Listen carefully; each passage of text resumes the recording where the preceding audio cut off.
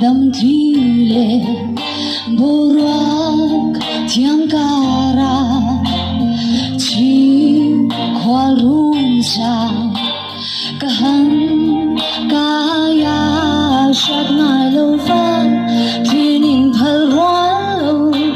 khai suy long dum tu ka tong yêu chuan ma ngày lâu tu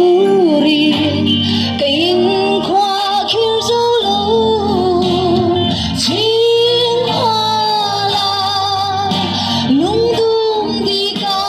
tung khoa vang là si lê hoa nghe te pon i môi na hi an yang zo mol lo nghe ka san tu ri ka san tu te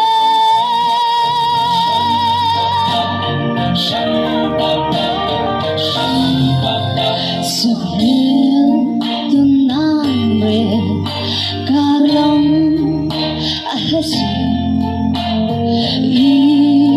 izungain suilong aleng bong bong darang toni herle ang imo minhil may biglaw la kay dang tona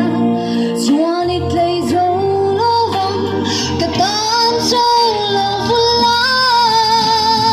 Chhingkhual lung dung di ka tunga khoa vang la si